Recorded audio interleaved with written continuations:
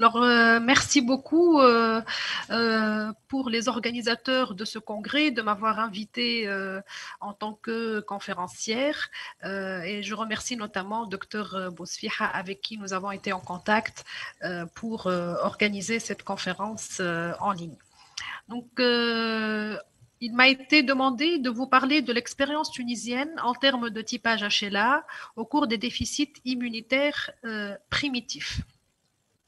Je vais commencer par vous parler un tout petit peu de l'histoire de l'allogreffe de cellules souches hématopoïétiques en Tunisie. En fait, l'histoire remonte à 22 ans en arrière. La première allogreffe de CSH en Tunisie a eu lieu en 1998.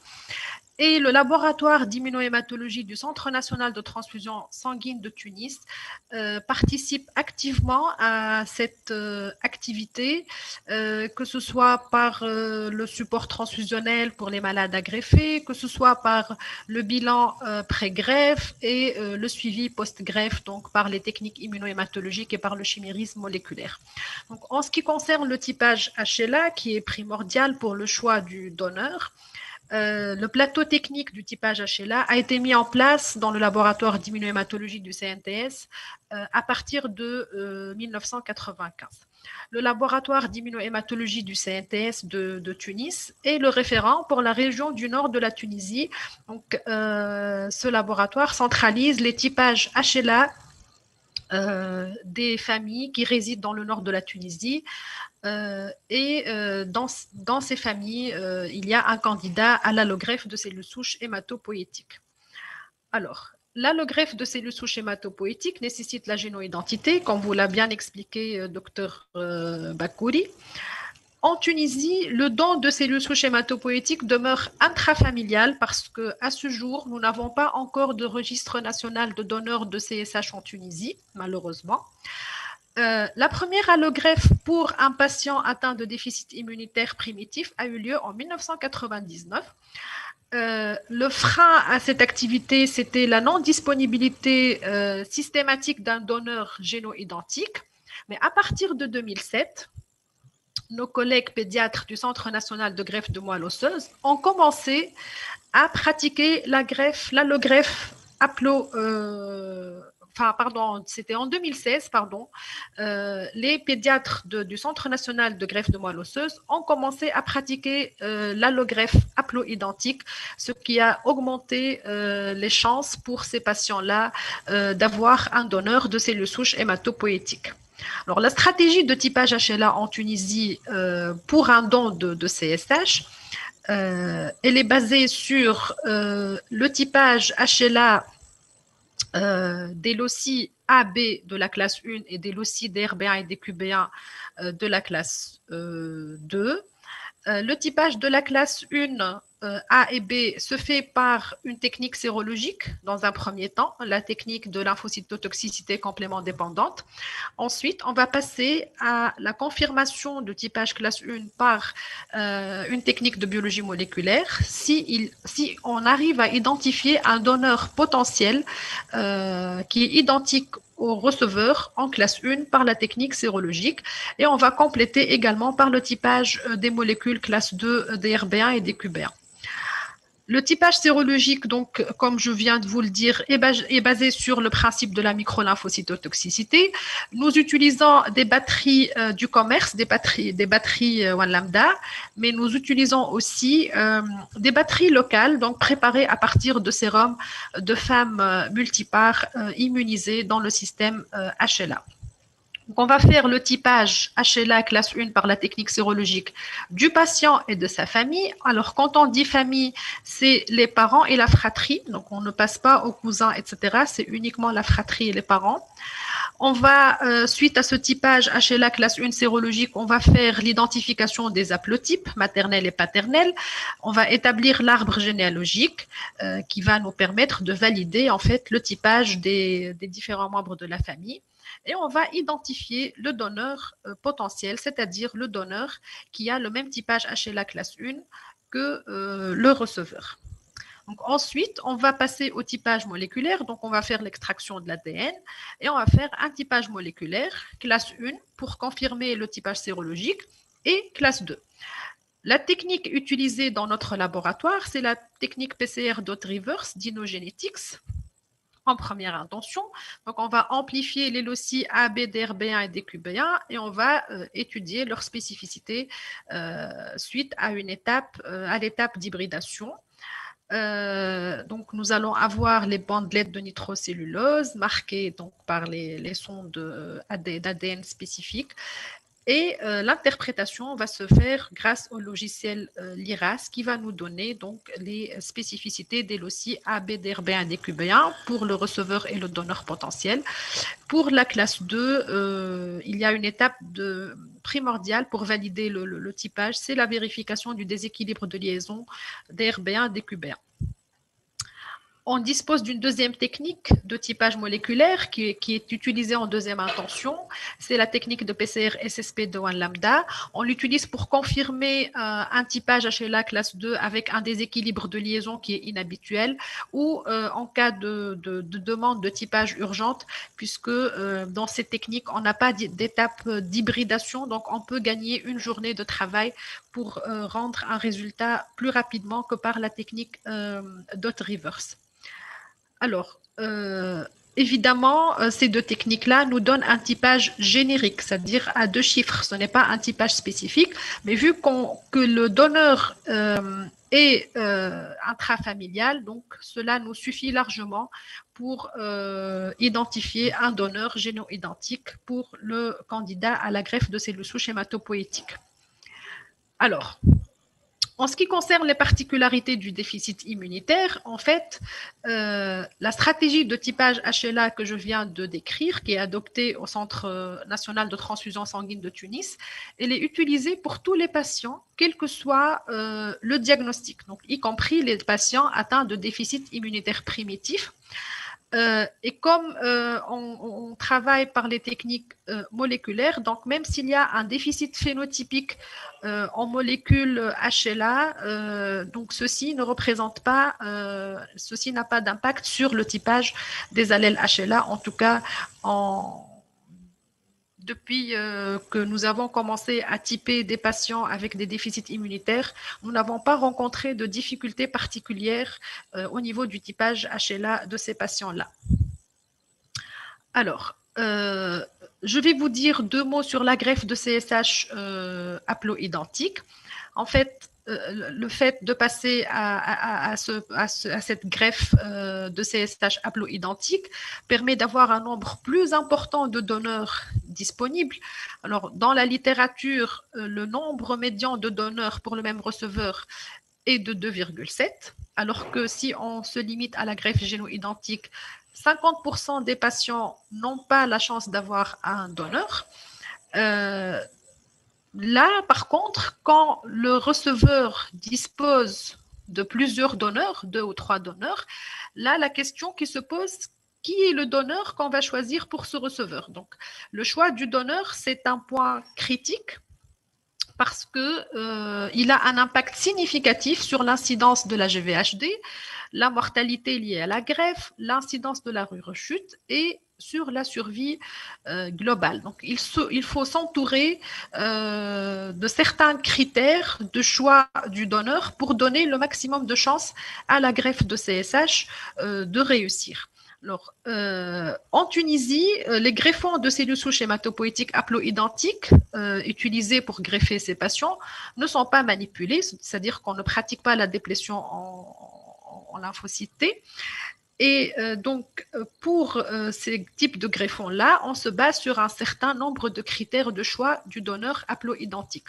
Alors, les critères, ils sont divisés en 2 schématiquement. Il y a les critères immunologiques spécifiques, donc c'est les critères relatifs au système HLA, et il y a des critères généraux ou des critères non immunologiques, non HLA.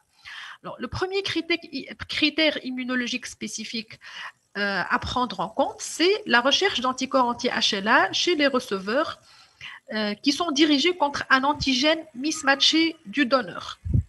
Donc, en général, l'identité entre le donneur et le receveur de cellules souches hématopoïétiques haploïdentiques, elle est de 50%. Donc, c'est un seul haplotype identique. Donc, dans le meilleur des cas, c'est 50%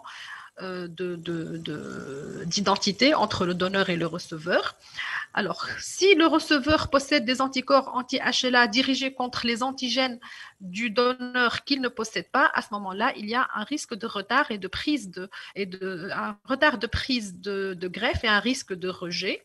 Alors, l'incidence de ces anticorps-là, ils sont estimés dans la littérature entre 10 et 21%.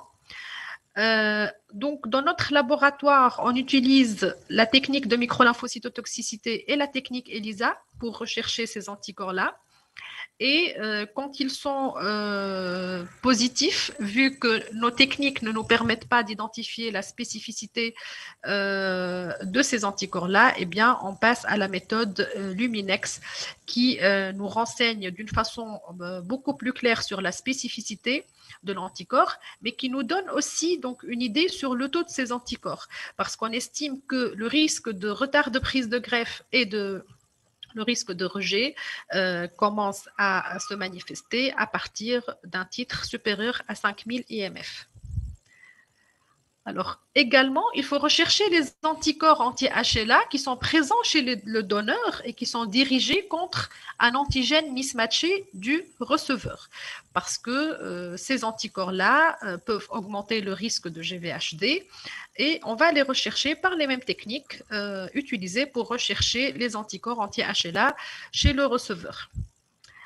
Alors, en ce qui concerne le nombre et le type de mismatch HLA, donc habituellement, comme je vous l'ai dit tout à l'heure, le mismatch est de 50%. Donc, le donneur et le receveur vont avoir un seul haplotype commun, mais parfois le nombre de mismatchs est inférieur à 4. Donc, parfois, le donneur et le receveur peuvent avoir 5 ou 6 allèles communs au lieu de 4 allèles communs sur 8, si on considère les loci A, B, DRB1, DQB1, mais dans la littérature, aucune corrélation n'a été rapportée entre le nombre de mismatchs et la GVHD, la survie globale et le rejet du greffon. Donc, globalement, ce critère-là, il ne va pas être pris en compte et on va favoriser les autres critères pour le choix du donneur de CSH haploïdentique. Alors, en ce qui concerne les critères généraux non immunologiques, il y a tout d'abord l'âge du donneur. Donc, plus le donneur est jeune et plus la survie est meilleure après la greffe. Il y a également un risque moindre de GVHD. Donc, ceci a été rapporté dans la littérature. Concernant le sexe du donneur, alors ça, c'est un critère qui est très important parce que même en cas d'identité HLA, il faut toujours tenir compte des disparités et des mismatchs dans les antigènes mineurs d'histocompatibilité, surtout les antigènes mineurs d'histocompatibilité qui sont codés par des gènes portés par le chromosome Y. Donc, la situation redoutable dans ce cas, c'est la situation d'un donneur de sexe féminin et d'un receveur de sexe masculin. Surtout quand il s'agit d'une femme qui a déjà multipare ou qui a déjà accouché, qui a déjà un enfant ou 2 enfants. Donc, elle risque d'avoir développé des anticorps dirigés contre les antigènes mineurs d'histocompatibilité codés par le chromosome Y si ces enfants sont des garçons. Et donc, ces anticorps-là risquent d'augmenter l'incidence de la GVHD et de la mortalité sans rechute quand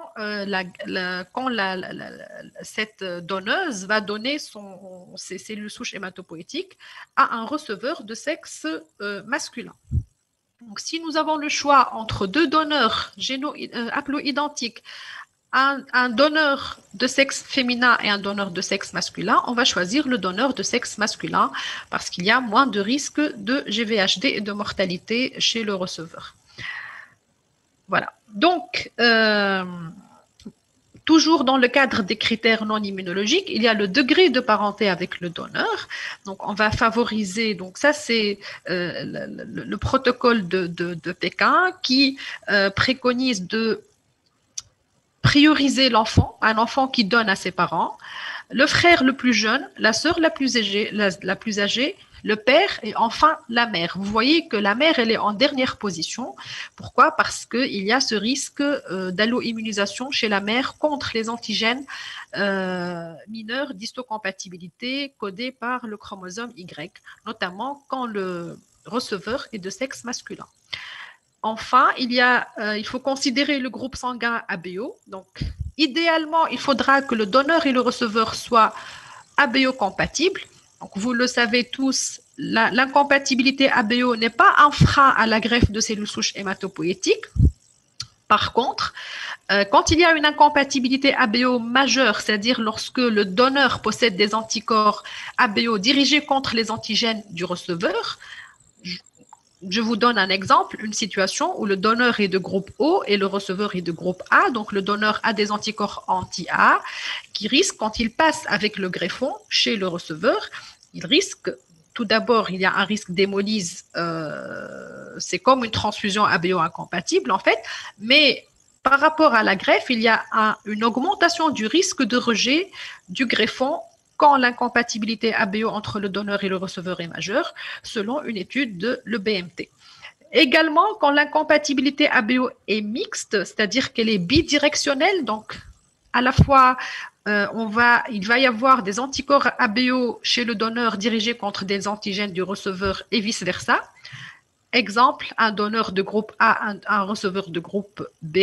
Cette situation représente un risque accru de GVHD aigu grade de 2 à 4. Donc, quand nous disposons de deux donneurs haploidentiques, on va favoriser le donneur qui est ABO compatible avec le receveur. Voilà, donc en conclusion, depuis la mise en place de l'activité de l'allogreffe de cellules souches hématopoïétiques en Tunisie en 1999, nous n'avons pas rencontré de problème de typage spécifique en rapport avec le diagnostic. Même pour les déficits en molécules HLA de classe 2, vu que nous utilisons les techniques moléculaires qui permettent de rattraper ce déficit d'expression phénotypique de ces molécules HLA.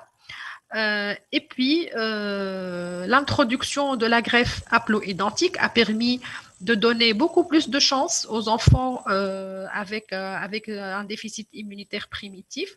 Mais il faut vraiment établir un algorithme de choix du donneur basé sur les techniques disponibles dans notre laboratoire.